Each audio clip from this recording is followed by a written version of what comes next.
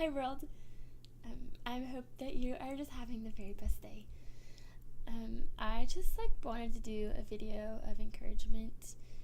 I typically do this through my blog, where I just write down where I'm at, or where the Lord has me and what He's doing, and use it as a vessel for Him to just encourage the people that I love.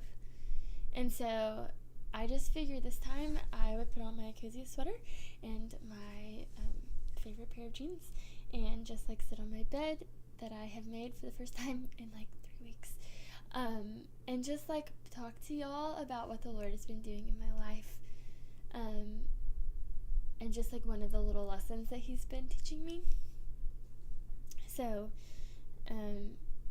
lately, my last blog was on fear and anxiety, and just with the personality that I've been given, it's just been something that's always kind of just been there. And I just am very future focused. I just always wonder, because I just get really excited about oh, what are the fun new things I'm gonna be doing and seeing, and am I ever gonna get married, or am I ever gonna have a kid, and if I have a daughter, what would I name her, or these stupid things that I probably shouldn't be super excited about already, but I just get really excited when I think about the future. And I think growing up, I just always feared the future or worried about the future, because it required a lot of practical steps of where am I going to go to college, or what am I going to study, or what am I going to do with my degree, and so I would worry, and the worry would be rooted in a distrust of Jesus, in a distrust that His plans are best. And I remember choosing a college, and I had always thought I would do gymnastics somewhere, and then I didn't, because my ankle was reconstructed, and worrying and being fearful that it wasn't going to be good because I didn't get what I want, and that's just not how Jesus works. And so learning to battle fear by believing in who Jesus says He is, believing that He knows best, that He is best, that He is the best thing to ever happen to me, or even just be a part of me. And so I think that was very helpful for a long time, but as my fear came back, I have realized another root of fear. I was processing with Jesus, because I have to do that a lot, but I just was combing through why I worry or why I'm scared, and a lot of my statements were I am scared because I think I can screw this up. It was rooted in a distrust of myself, a feeling that who I am and what I say and what I do can just totally be can mess up everything. And that's a lot of pressure to feel I always have to be doing something or saying the right thing in order for life to function as usual. And that is not a distrust issue of any sorts. That is a heart issue. That is pride. That is me believing that who I am, standing at a solid 5'3.5", on a good day I'm 5'4", believing that I can thwart the purposes of a God who, it says in the Bible, His purposes hold through all generations. And so I just wanted to read. So my very, one of my very favorite chapters in the Bible is Psalm 33. And so I'm just going to read this. So it says, starting in verse 6, "By the word of the Lord the heavens were made, their starry host by the breath of His mouth. He gathers the waters of the sea into jars, and He puts the deep into storehouses.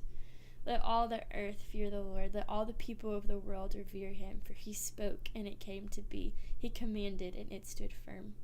The Lord foils the plans of the nations. He thwarts the purposes of the peoples. But the plans of the Lord stand firm forever, the purposes of His heart through all generations." All generations, including my generation. I am not going to be the one woman who messes it all up. And good news, whoever you are, you are not going to be the one person in this generation that messes it up either.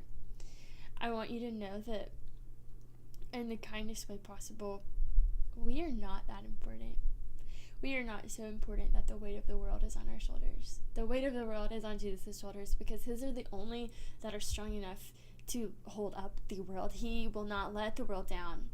He has it. He has us. And his love for us is not dependent on what we do or what we say or what we wear. Rather, his love is dependent on who he is. And who he is never changes.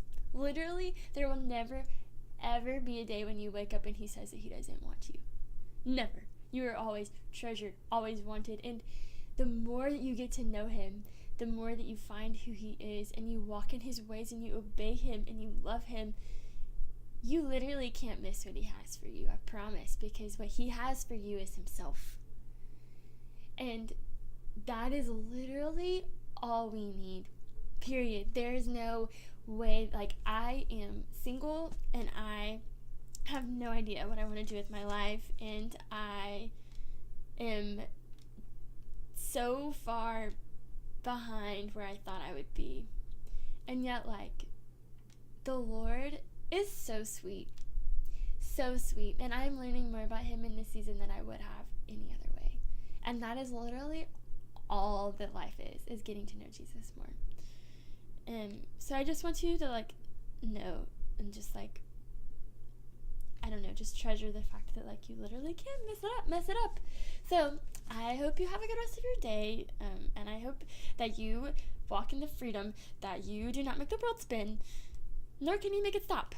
So, yep, I will see y'all later. Also, if you liked this, let me know. If you liked this more or less than the written blog that I normally do, let me know, because I am open for suggestions, and I just was changing up the pace a little. So, yep, I am praying for each of you, because I'm praying for the people who listen to this. So, I hope you have the best rest of your day, and know that Jesus is cheering you on, and so am I. Bye.